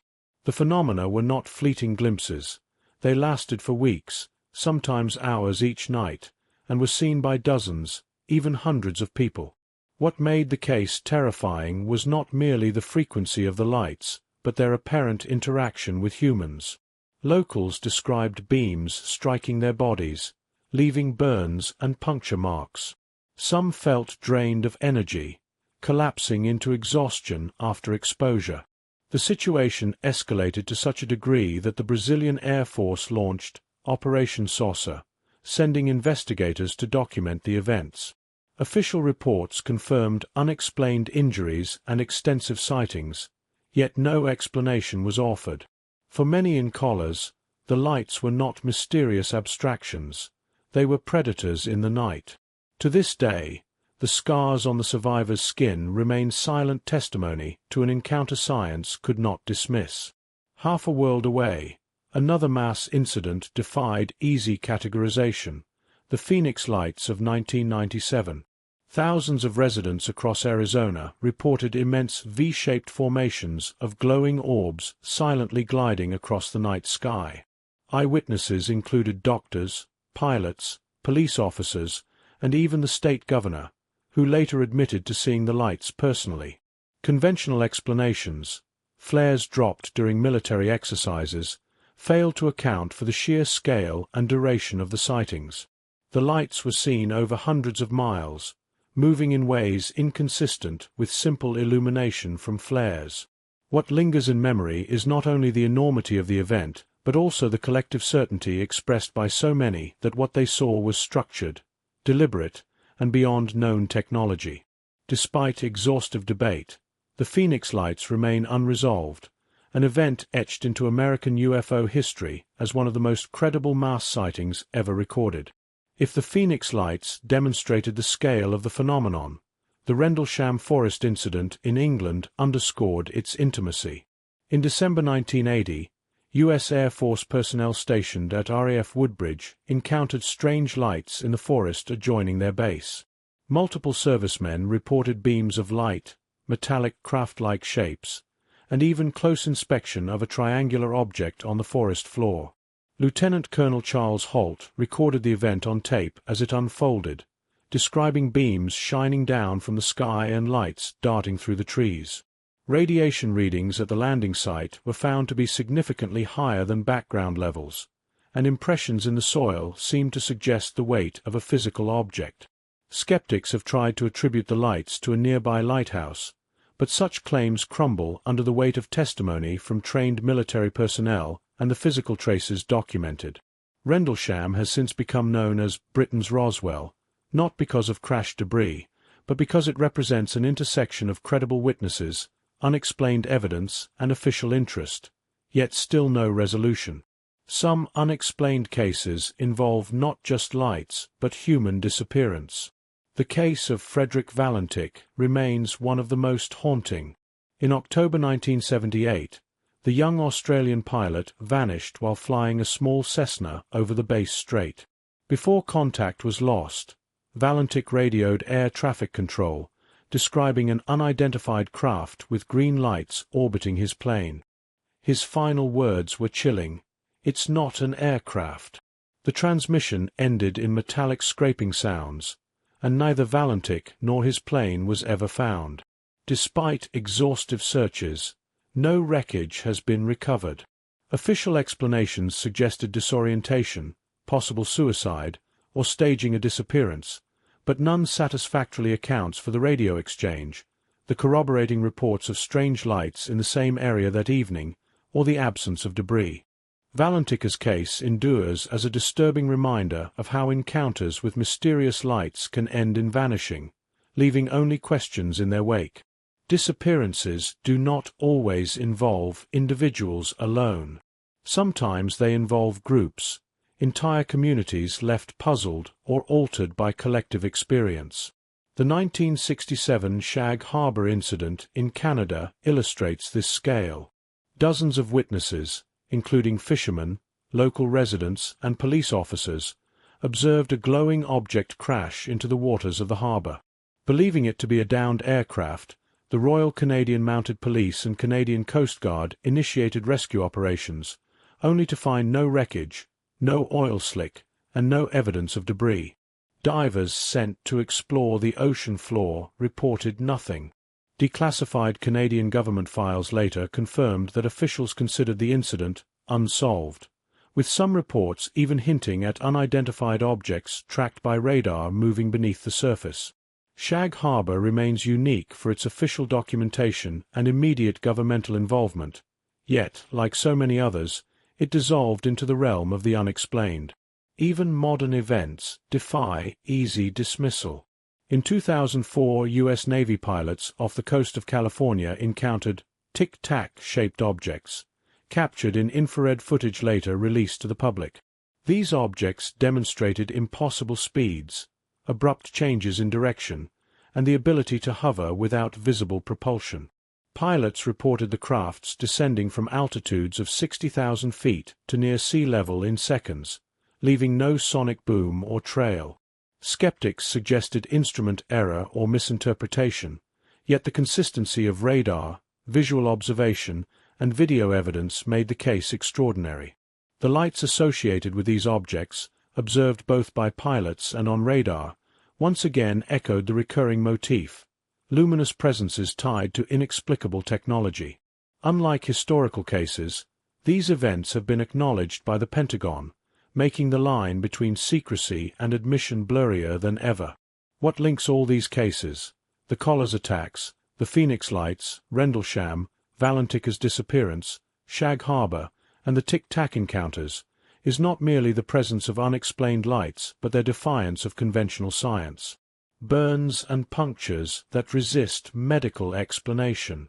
Objects performing maneuvers that contradict aerodynamics. Disappearances without trace. Mass sightings that cannot be reduced to illusion. Each event undermines the boundaries of what we believe possible, demanding explanations that remain stubbornly out of reach. The strangest aspect may be the consistency of patterns across them. Lights preceding or accompanying abductions. Physical effects on humans and environments. Military involvement followed by silence or denial. Witnesses who, despite professional credibility, find their accounts dismissed or ridiculed. Science, in its current state, cannot absorb these anomalies without rupture. Instead, the cases linger on the margins, documented, undeniable, but unsolved. For the individuals who lived through them, however, these are not abstract mysteries but lived realities. The mother in collars still carries scars on her chest. The residents of Phoenix still look to the skies on clear nights, wondering if the lights will return. The families of Frederick Valentik still mourn without closure. These are not merely stories. They are wounds, emotional, physical, communal, that refuse to heal because they exist in the void between reality and impossibility. What makes these cases even more compelling is that they do not appear to belong solely to the past. Reports of glowing orbs, of sudden vanishing time, of lights that descend with purpose, continue into the present day. Some are dismissed easily, but others mirror the same patterns established decades earlier. It is as though the phenomenon adapts but never disappears, leaving breadcrumbs across history that all point toward the same riddle. And so, the question grows heavier. If these events are not illusions, if they leave scars, radar returns, or vanished pilots behind, then what are we facing? Something beyond technology? Something beyond science? Or something that science has not yet learned to perceive? These unexplained cases form the backbone of the mystery, the stubborn evidence that refuses to yield, defying our categories and our confidence in what we think the universe should contain. Perhaps it is this very defiance that keeps the phenomenon alive. If the lights could be explained as stars, flares, or atmospheric tricks, the fascination would fade. If abductions could be dismissed as dreams alone, the fear would dissipate. But when entire towns are plagued, when soldiers record radiation in forests, when pilots vanish mid-transmission, The phenomenon grips us with its most terrifying quality. It is real enough to matter and mysterious enough to terrify. And from these cases, as science falters, the focus inevitably shifts back to the people. The witnesses, the abductees, those who live with the weight of experiences that cannot be disproven yet cannot be explained. The people who lived through the mass sightings of the past, the burns of collars, the disappearances like Valentikers, often wonder whether such events belong only to their generation. Yet the unsettling truth is that the mystery has never retreated into history. It evolves. It adapts. And in the modern age, an era defined by smartphones, satellites, dashcams, and social media, the phenomenon has only become more visible, even as it remains just as elusive. One of the most striking aspects of recent reports is how seamlessly they echo patterns documented decades ago. In 2018, a motorist in Oregon captured dashcam footage of a glowing orb pacing alongside his vehicle before veering off into the night sky with sudden acceleration. The footage, later circulated online, shows the orb's distinct brilliance, its refusal to behave like aircraft lights or reflections. Within days, others in neighboring counties reported seeing the same object. What made the incident resonate was not only the video evidence, but also the witnesses' shaken testimony, describing an eerie sense of being watched that lasted long after the encounter. Here again, lights preceded the feeling of an intelligence behind the glow, one that seemed to single out its observer. Social media has transformed how these stories spread. Where once a report might remain local, today a sighting can cross continents within hours, drawing comparisons to cases elsewhere. In 2020, videos surfaced from Mexico City showing clusters of white orbs hovering in formation over the skyline.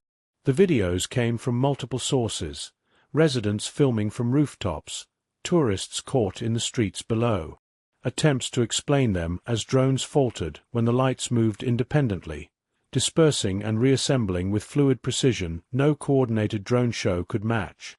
Within days, witnesses from Los Angeles and São Paulo posted eerily similar footage.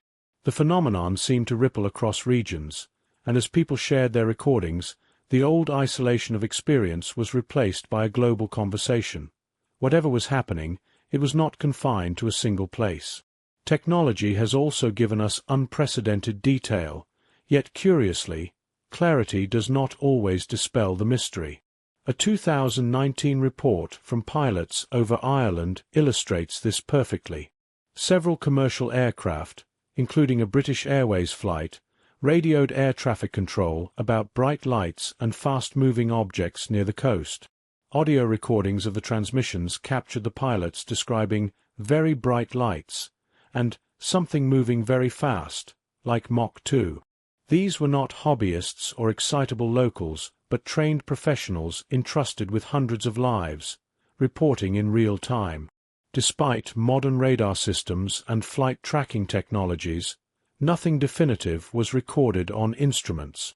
It was as if the objects existed in a twilight space, visible, undeniable, yet slipping past the very systems designed to monitor the skies. Perhaps most unsettling are the reports where the lights continue to be directly linked with abduction-like experiences. In 2017, a young couple camping in rural Utah reported waking to find their tent bathed in an intense blue-white glow.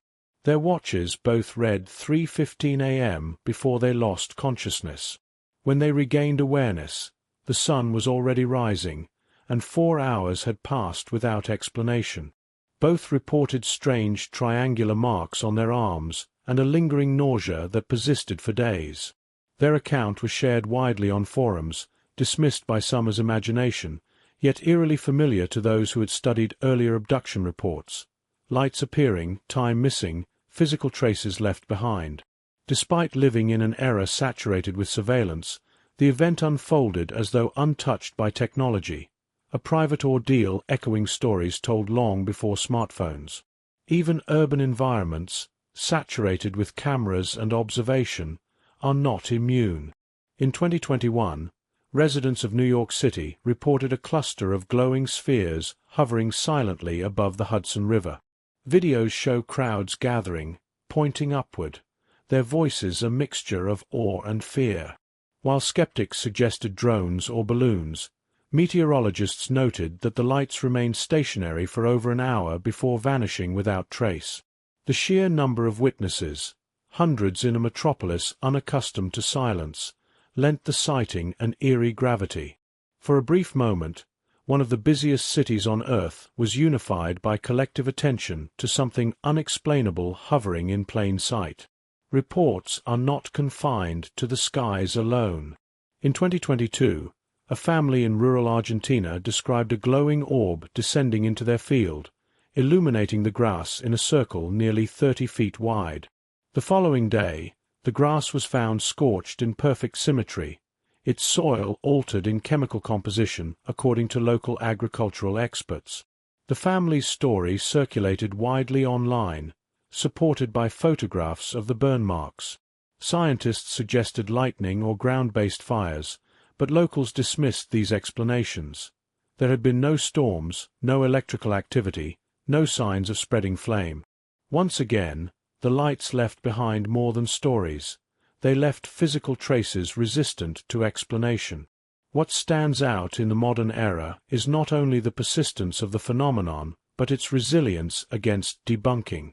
Drones, satellites, and advanced imaging have provided skeptics with more tools than ever to dismiss sightings, and yet certain cases remain untouched, immune to reduction. Indeed, the more technology spreads, the more it seems to confirm that something is genuinely happening. Cell phone videos from different angles, synchronized timestamps, GPS metadata, all serve not to weaken but to strengthen the credibility of reports that once might have been ignored.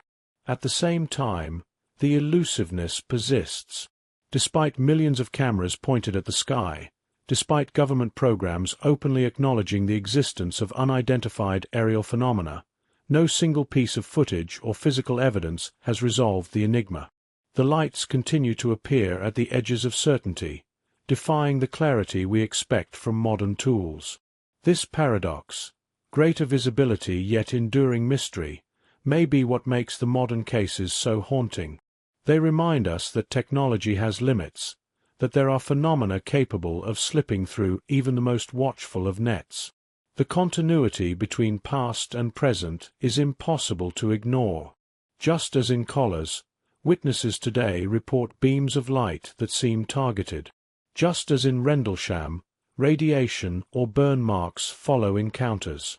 Just as with Valentic, pilots continue to describe lights accompanying their aircraft in ways that defy explanation. The contexts change. Dashcams instead of handwritten letters, viral videos instead of whispered accounts, but the core elements remain the same. It is as though the phenomenon adapts to each generation's tools, ensuring it is always seen but never fully grasped.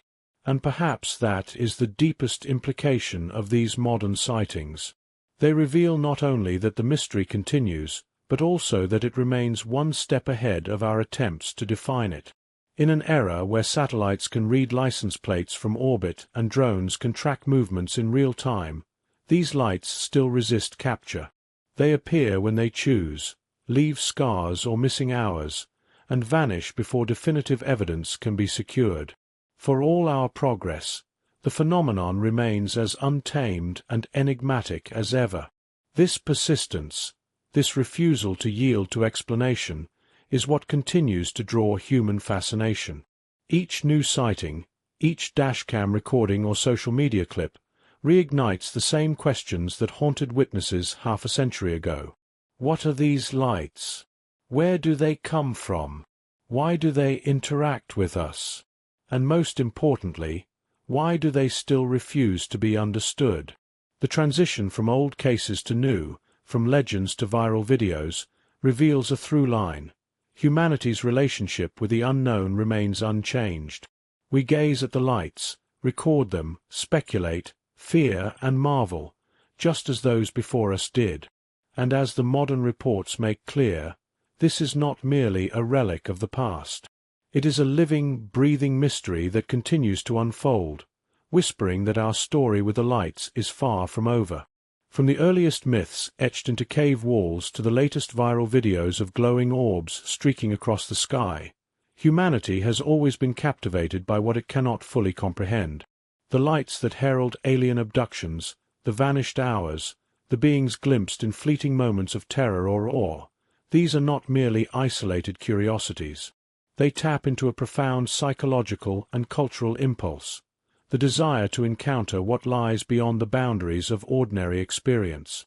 This fascination is deeply rooted, woven into the fabric of human consciousness, and it persists even when reason urges caution and skepticism. One of the key reasons these phenomena grip us is psychological. Humans are pattern-seeking creatures. We are wired to detect meaning, to discern cause and effect even in randomness. A flash in the sky, an unexplained movement in the darkness, or a bright orb hovering silently over a field triggers cognitive mechanisms honed over millennia for survival. Where our ancestors needed to identify predators or environmental threats, modern humans respond with alertness and heightened attention. The mind translates the unknown into a narrative it can grasp.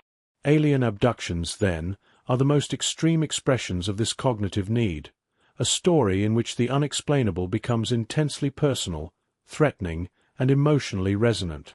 Cultural conditioning reinforces this attraction. Science fiction, folklore, and media have long provided frameworks that make the unknown compelling rather than purely frightening. Stories of extraterrestrials, mysterious lights, and otherworldly visitors populate literature, television, and film, creating a shared cultural lexicon. From H.G. Wells' The War of the Worlds to modern cinematic depictions of alien visitation, the narrative of human contact with something incomprehensible has been a recurring motif. These tales allow us to explore fear, wonder, and the limits of knowledge safely, while simultaneously priming us to recognize similar motifs in real-life accounts. When witnesses report hovering lights or abductions, their experiences are filtered through decades of collective storytelling, blending personal perception with cultural expectation in a cycle that reinforces fascination. Existentially, the allure of alien encounters and mysterious lights lies in their ability to challenge our understanding of reality. They raise questions that are impossible to ignore. Are we alone? Is there intelligence beyond our comprehension? What does it mean if the universe is not merely vast but populated with forces that can observe, interact with, or even manipulate us? These are not just abstract queries. They strike at the core of human identity. Encounters with unexplained lights or beings force a confrontation with our own limitations, eliciting a combination of awe and dread. The phenomenon resonates because it embodies the tension between what we know and what we cannot, between the security of the familiar and the seductive terror of the unknown. Interestingly, fascination often intertwines with fear. The human brain is drawn to stimuli that are both threatening and compelling, a dual response that enhances memory and attention. Alien abduction stories, like the ones documented around the world, offer a perfect storm of these factors: danger, real or perceived, mystery, and the possibility of transcendence. In this context, the lights themselves become symbols, embodying both the peril and the promise of what lies beyond human understanding. The fear they elicit is not merely about personal safety. It is existential, tied to the possibility that the universe is larger, stranger, and more inscrutable than we dare to admit. Media amplification plays a crucial role in sustaining and spreading this fascination. News reports, documentaries, and social media platforms turn individual experiences into collective narratives. A single sighting in a rural town can become a viral sensation, sparking debates, speculation, and follow-up reports across the globe. The democratization of information allows for rapid sharing and verification, but it also ensures that the phenomenon is never isolated. It becomes part of a larger, ongoing conversation about the unknown. The lights and their associated stories, once local curiosities, now participate in a global discourse, allowing fascination to flourish in a way never before possible. Folklore also contributes to the allure. Many cultures have long reported luminous beings or unexplained phenomena, spirits, fairies, or gods of light, that interact with humans. These stories, passed down through generations, often share core elements with modern abduction narratives: sudden appearances, intense light, missing time, and profound emotional impact. By linking contemporary sightings to ancient myths, the phenomenon gains historical depth, suggesting that human fascination with the unknown is not a recent development but a perennial aspect of our species' psyche. It is as though the lights that hover over modern towns and fields are contemporary incarnations of stories that have been told for millennia, updated to fit our technological and cultural landscape. Psychologically, the allure is also tied to curiosity. Humans have an innate drive to explore, understand, and categorize the unknown. Alien abduction accounts, with their combination of vivid imagery, danger, and mystery, stimulate this drive intensely. Even when reports defy logic, individuals are compelled to investigate, discuss, and analyze, often returning to the accounts repeatedly in an attempt to grasp what is happening. This compulsive curiosity explains why communities of researchers, hobbyists, and witnesses form around the phenomenon, sharing experiences and theories, seeking patterns, and endlessly speculating. The lights, in this sense, function as catalysts, triggering both fear and fascination, and encouraging a relentless quest for understanding. Moreover, the phenomenon taps into a longing for connection with something beyond ourselves. Whether viewed as extraterrestrial intelligence, interdimensional beings, or manifestations of consciousness, the lights and the experiences they herald suggest that the universe is not passive but interactive. They imply the possibility of communication, of knowledge exchange, of experiences that extend beyond the ordinary bounds of human life. Even when terrifying, these encounters spark wonder and imagination, reminding us of our smallness in a vast cosmos while simultaneously suggesting that our lives intersect with forces far greater than we can comprehend. Finally, the fascination with alien encounters and mysterious lights reflects a tension between skepticism and belief. Humans are naturally cautious. We demand evidence, we rely on reason, and we struggle to accept phenomena that challenge conventional understanding. Yet when faced with consistent reports, physical traces, and widespread documentation, skepticism coexists with intrigue. This tension, between disbelief and the tantalizing possibility of truth, magnifies fascination, keeping attention riveted. It is not merely curiosity that drives us, but the interplay of hope, fear, and wonder that refuses to be resolved. The cumulative effect of all these factors, psychology, culture, existential questioning, fear, curiosity, and historical continuity, helps explain why alien abduction stories and mysterious lights continue to captivate us. They are mirrors reflecting both the limits of our understanding and the depths of our imagination. The lights are not merely visual phenomena. They are symbols of everything that lies beyond the threshold of comprehension, challenging us to reconcile our small, ordered lives with a universe that may be anything but ordinary. And as we reflect on this fascination, it becomes clear why these stories endure. They do not simply entertain. They provoke, frighten, and inspire. They engage the mind, the heart, and the soul, demanding that we confront both what we know and what we cannot yet grasp. This enduring allure links seamlessly to the final reflections of the phenomenon, the broader questions it raises about reality, perception, and the unknown. The human obsession with the lights is not a minor curiosity. It is a central thread in our ongoing exploration of existence itself, a reminder that some mysteries are powerful precisely because they resist resolution. As we draw this journey to a close, the question that lingers above all others is as timeless as it is unsettling. Are we truly alone in the universe? Across decades and continents, countless witnesses have reported strange lights hovering in the night sky, often accompanied by experiences that defy comprehension. From the burns and punctures of collars to the mass sightings of the Phoenix lights, from the military encounters in Rendlesham Forest to pilots' encounters with tic-tac-shaped craft, the evidence accumulates like fragments of a story that humanity has yet to fully grasp. Each report, whether historical or modern, is a reminder that something, or someone, exists beyond the familiar boundaries of our perception. The phenomenon stretches across cultures, technologies, and generations. Abductions, missing time, mysterious marks, and glowing orbs are not isolated incidents. They are patterns repeated across geography and history. The evidence is diverse: photographs, radar tracks, dashcam videos, and government files. Yet, despite this abundance, clarity remains elusive. The lights appear and vanish, leaving behind only questions, speculation, and a trail of uncertainty. Perhaps the most remarkable aspect is that no single explanation, scientific, psychological, or paranormal, can fully account for the entirety of the experiences.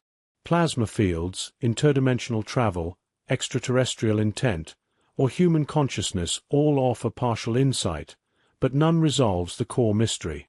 In revisiting the most compelling cases, one sees a tapestry of human encounters with the unknown. The witnesses' credibility is striking. Farmers, pilots, military personnel, and everyday people alike describe similar sequences: lights appearing suddenly, often bright and multidimensional; beings, sometimes humanoid, sometimes indescribable, interacting with them in ways that feel purposeful; and intervals of lost time that defy the very structure of normal reality. These events leave a physical and psychological imprint that lingers long after the lights have disappeared. For some, it is fear; for others, awe; for all, the realization that the world may be far stranger than previously imagined. Consider the Collars incidents, where glowing orbs struck residents, leaving physical burns; or the Phoenix lights, witnessed by thousands across Arizona, moving in unison as if guided by intelligence. The Rendlesham Forest encounter showcased physical evidence, including disturbed soil and abnormal radiation readings. Even the modern sightings, captured by dashcams, social media, and military instrumentation, echo the same motifs: luminous phenomena appearing with intent, sometimes leaving traces, sometimes departing without warning. These cases suggest that, whether benign or malevolent, the lights are not random or arbitrary. They seem purposeful, directed, and aware of the human observers who notice them.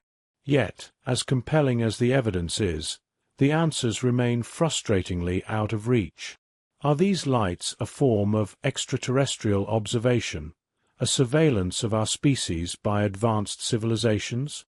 Are they interdimensional beings visiting briefly from parallel realities, leaving only fleeting traces in our world? Could they be warnings, signals intended to alter our behavior, to warn us of environmental, social, or technological dangers? Or are they guides, leading humanity toward knowledge we are not yet equipped to comprehend? The ambiguity is part of the allure, and part of the terror. For every explanation, there is an equally persuasive counterargument. Modern technology has not resolved the mystery. Satellites, drones, high-resolution cameras, and sophisticated radar systems have allowed more detailed observation than ever before, yet the lights continue to appear in ways that defy capture. Dashcams record objects that move impossibly fast. Pilots describe aircraft-like forms that vanish in an instant.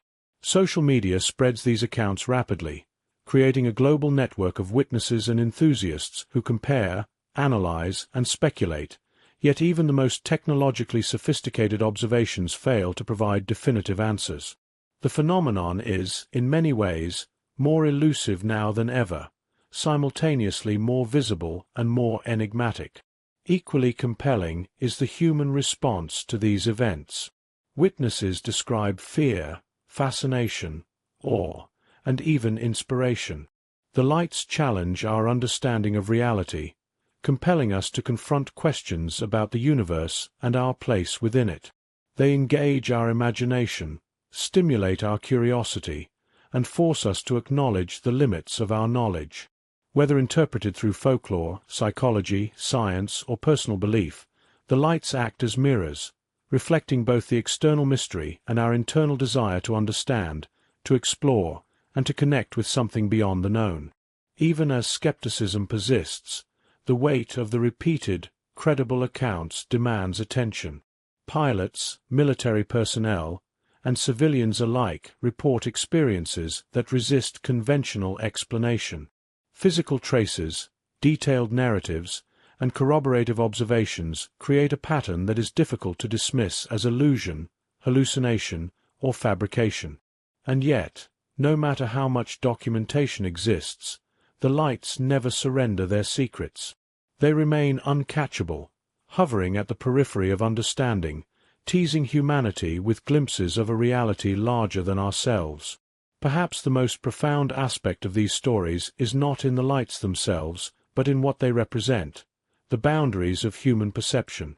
They suggest that reality is more complex than the senses and instruments we trust, that there are dimensions, intelligences, or phenomena operating beyond our comprehension, that the universe is not a static backdrop but an active, mysterious participant in our existence. And in recognizing this, we confront a duality: fear of the unknown and awe at its possibilities. The fascination is irresistible because it is both dangerous and sublime, threatening our assumptions while expanding our sense of wonder. As we reflect on these mysteries, we are left with questions rather than answers. Are we being observed, guided, tested, warned, or are the lights phenomena of a nature we cannot yet imagine, glimpses of a universe that operates on principles outside human understanding? The ambiguity, the absence of resolution, is precisely what makes the phenomenon so compelling. It refuses to be neatly categorized, resisted, or contained, insisting instead that we grapple with the possibility that the cosmos is alive with intelligence and mystery far beyond our comprehension. In the end, the lights remain a symbol of everything humanity has ever feared and dreamed. They remind us that no matter how advanced our technology, how precise our instruments, or how detailed our records, there are limits to human understanding. They exist at the threshold between knowledge and the unknown, between certainty and the unimaginable. And it is at this threshold, suspended in awe and wonder, that we are invited to look upward, to reflect, and to question the nature of our existence. The story does not end here, nor does it resolve neatly. The lights continue to appear, abductions continue to be reported, and our fascination endures. Each case is a reminder that the universe may be stranger than we ever dared to imagine, and that the mysteries captured under the night sky are as alive now as they were decades ago. In contemplating these phenomena, we are reminded not only of what we do not know but of the thrill and terror of standing at the edge of the unknown. So, as we conclude this exploration of convincing alien abduction stories linked to mysterious lights in the sky, we are left with more questions than answers. Are the lights a warning, a guide, a signal of extraterrestrial observation? Perhaps all of these, or perhaps none. The stories persist, the witnesses remain, and the lights continue to pierce the night, leaving humanity to wonder, to speculate, and to gaze upward in awe. And in that gaze, we confront the most profound of questions. Are we really alone? The answer, for now, is unresolved, deliberately so, compelling us to continue searching, questioning, and imagining. The lights endure as both mystery and invitation, urging us to look beyond the ordinary, to embrace the unknown, and to acknowledge that some of the universe's greatest secrets are still hidden in plain sight.